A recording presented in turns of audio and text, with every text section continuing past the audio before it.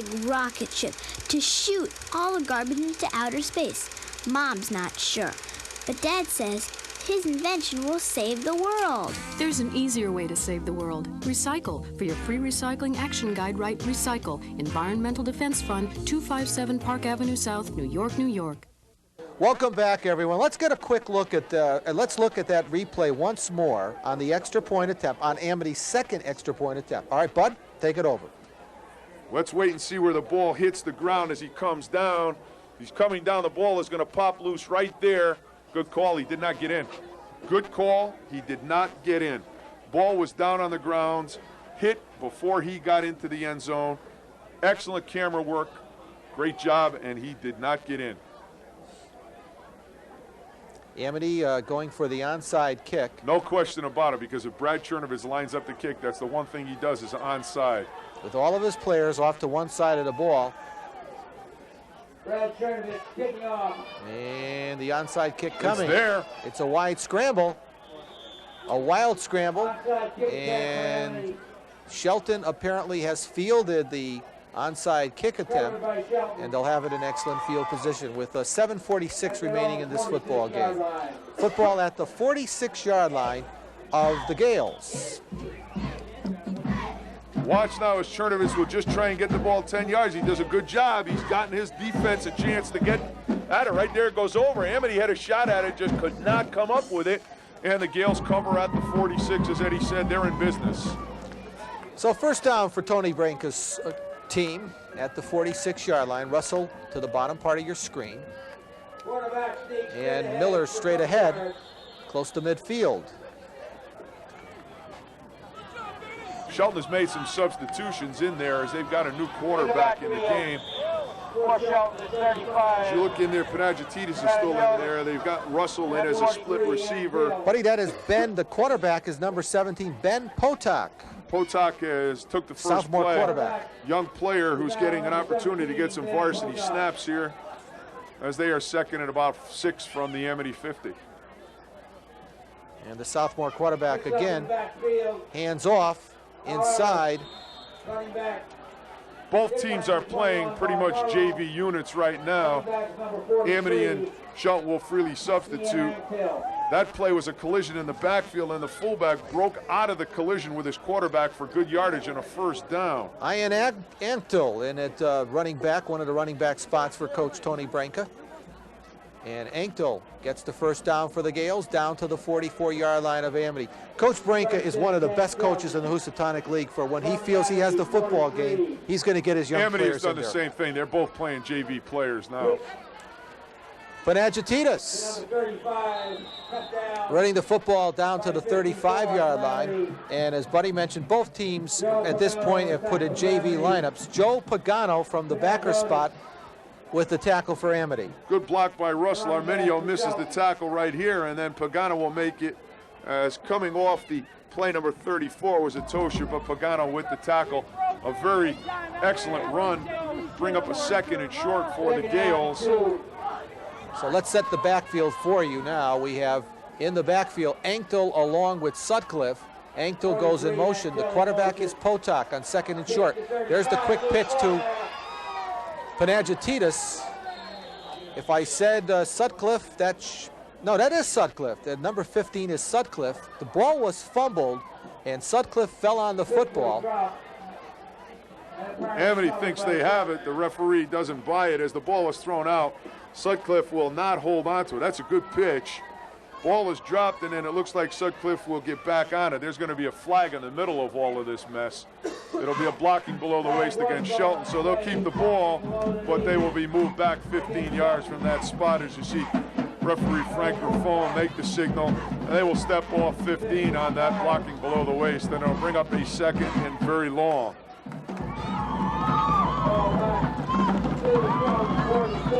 The ball is moved back to the 46-yard line of the Gales. They'll have a second and long coming up, second and 26, as a matter of fact, as we wind matters down here at Simfield in Woodbridge. See if you can get home in time for Newhart, right, Edward? I think by that time that show will have concluded. Get that VCR Plus in operation. Botak just about able to get the ball off to his running back. Gervasio on the tackle in the middle of things. Joey Gervasio has been asked to do an awful lot for Amity. He's a sophomore, 5'7", 145-pounder who's playing the nose, and he's got great quickness, as you see there, able to beat the center and get into the backfield. Young player, and they expect an awful lot from Joey Gervasio, along with a lot of other very young sophomore players. Mark Singo, one of the other sophomores that's gotten a lot of time in here, Matt Hill, some very young players, Pagano, Mark Rigione, Musco. There's some young players that are getting some time in there for Amity, along with the Shelton Gales. That is Sutcliffe running the football out of the tailback spot, and Sutcliffe gets the ball up to the 45, maybe across to the 46-yard line. Martin Rigione on the tackle. Adam Rosen, number 79, also in on the stop for the Spartans, as it'll bring up a 4th down for Amity. And they will get an opportunity, as you look right into the eyes of Coach Butch Marazzi, and I know Coach has to be very upset, especially with the first half. He's got to be a little more pleased with the way they played in the second half, because Amity certainly has done a creditable job in this second half. Ramia back to punt the football away, and he just gets it off. Sails it high. It is fumbled on the other end, but I believe Neal fell on the ball, or Chernovitz fell on the football. No, that was Kevin Neal who did cover. I'm sorry, Eddie. Neal will cover it, and we will see here that Amity will take a timeout. They're going to take a timeout to get some people in. Ball is kicked very well down the field. You'll see Neal now have problems with it right there. It goes through, and he is able to finally cover it and at about the 27-yard line, and Amity will make a lot of substitutions. Kevin Neal will go to quarterback. They will play a JV offense, and they're taking a timeout to get things organized right here as one of the pretty Amity cheerleaders looking you right into your living room.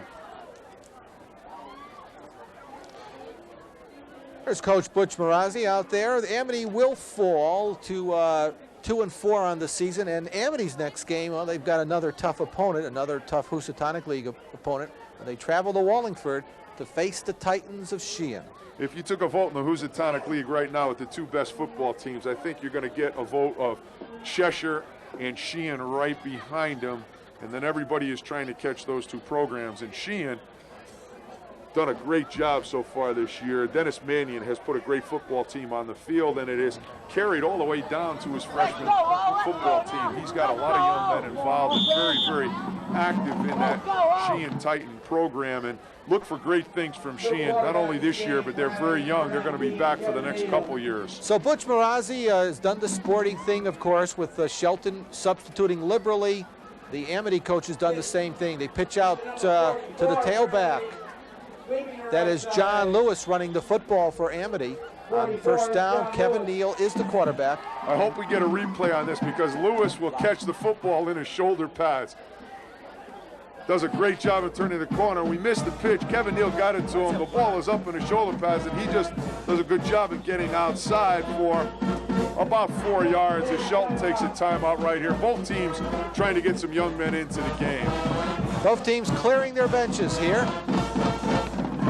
as we enter the second half of the high school football season on Telemedia Sports. And the Amity cheerleaders pepping up the crowd on the home side. I always said that the one group of people who don't know what the score is are the cheerleaders. They just come and they cheer. They don't know, or I don't think they really care about the score. They just try and fire the fans up, and they do a great job. And later in the year, we're going to have a special on cheerleaders that you will be able to see here on Telemedia, and you get an idea of being able to see what cheerleaders have to go through as you look at the scoreboard. It tells it all back to Coach McGowan and the rest of the Amity coaching staff. When we resume play here, Amity will have the football at their 30-yard line, a 1st and 10. Now check that, second down coming up, second down, 2nd and 8, the football at the 30-yard line. 3 minutes and 25 seconds remaining in the football game.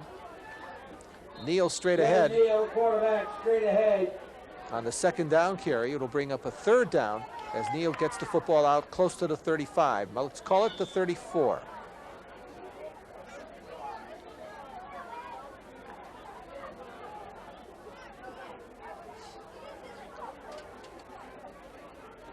Jan Musko has come into the lineup for Amity, as Butch Marazi sprinkles that lineup with more sophomores, and this is it's a sophomore-dominated team.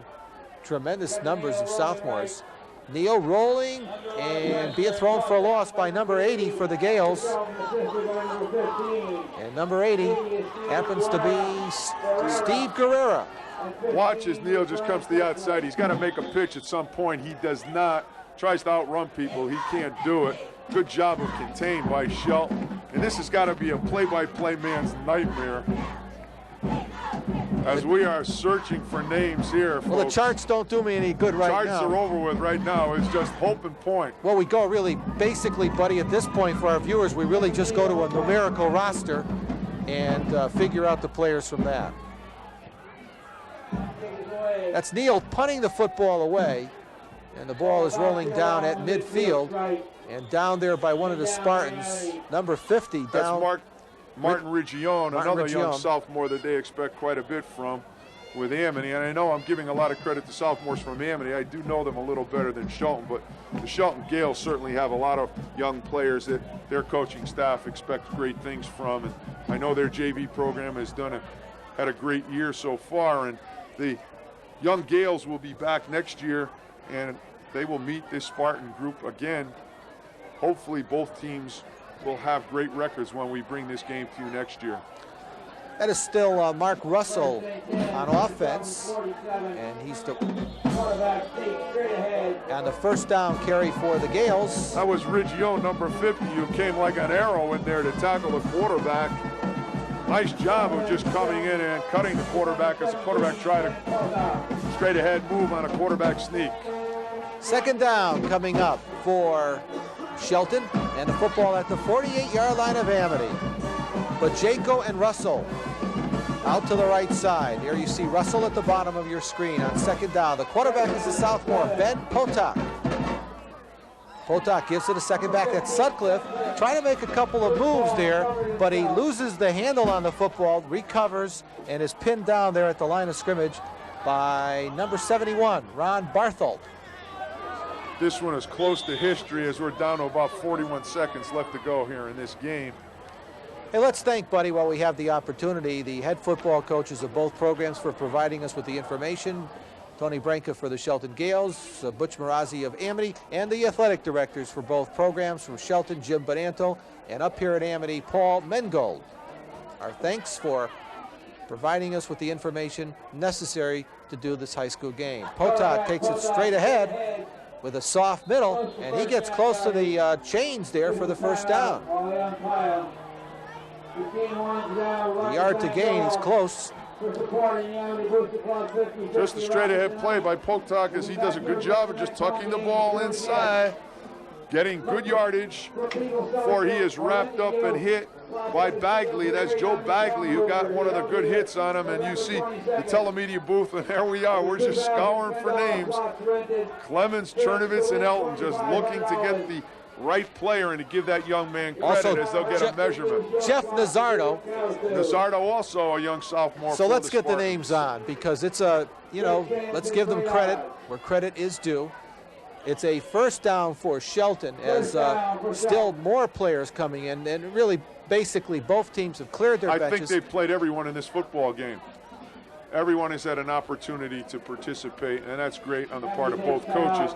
These guys practice all week. Whether you're a varsity JV player, you practice all week and you look for that opportunity to get into a varsity game. And it's a great, I remember when I was playing, they used to put the names of the guys that played in the games in the Sunday or the Saturday register. You go back that far?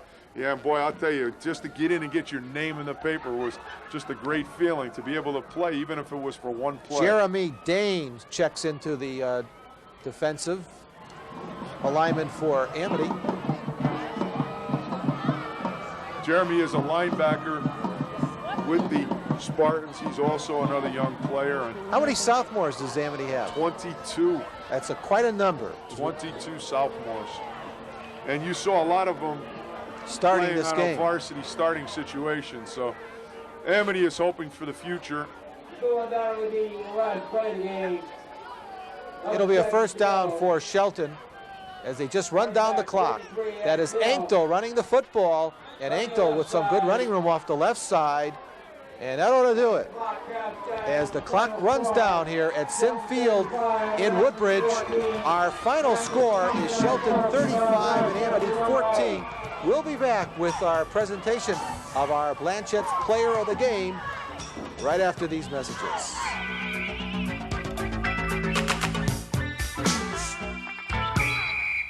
Being a teenager isn't what it used to be.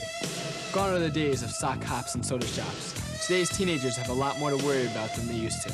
Now there's a TV show that explores these concerns from a teenager's point of view. It's called On the One, and it's on Telemedia's Cable 10.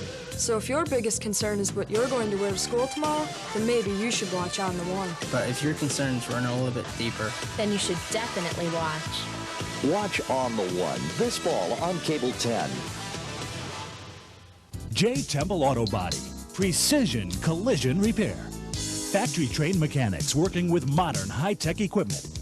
The Chief Easy Liner frame machine. No job too big for the Chief. The super clean spray booth oven for a fast, flawless showroom finish. Other services include brakes, suspension, and mechanical work. Let J. Temple handle all the insurance settlement paperwork. J. Temple Auto Body, Route 34, Derby. Well, Buddy, we're back here at the conclusion of this football game that's been won by the Shelton Gales over Amity by a score of 35-14. They have turned off the lights up here at Woodbridge, and that's the reason you're not going to be seeing this presentation. I wish I could do Don Meredith, turn the lights out. And we're in trouble here for... Our Blanchette's Player of the Game award winner happens to be the outstanding two-way player for the Shelton Gales, their outstanding fullback and outside backer, Bob Ayer from Shelton, and congratulations to Bob Ayer, an outstanding game and one of the 4 captains for Shelton this year. Bobby, I know they can't see the Blanchette Player of the Game t-shirt, but you are certainly a well-deserved recipient of it, and you turned the lights on Amity very early in this football game. Running attack, basic running attack was very powerful. Did you guys work on running the ball in the middle all week? Yeah, we knew we could just run straight up the middle on them, and we started with the first couple plays, and it seemed to be working, so we just kept going the whole game with it. You also do a great job on blocking for John Easton. I know kicking out the end and leading up. John Easton must take you out to dinner at least once a week. Yeah, I love blocking for John, and I love to see him run for those long touchdowns. Defensively, you had a great game also. You're playing that linebacker spot. Almost got a couple interceptions, able to knock the ball down. What do you enjoy more, offensive or defensive side of the ball? I think I enjoy offense more. I like running the ball and blocking for John. So I get to do a couple more things on offense than on defense. You're coming into a tough part of the schedule. You've got Cheshire and Sheehan left in this game, also get into Derby. You guys feel very confident now. You come away from that Seymour game where I know you guys weren't really ready to play, and you're starting on the second half. Is this football team ready to challenge for that Housatonic League title? Yeah, I think we're on a roll now, and it's going to be tough for another team to stop us. You guys certainly showed that tonight with a very strong first half. We'll see you in basketball, but we'll see you in football again, and also in baseball. Captain of the 3 sports, great young man, great day. Congratulations again, Eddie.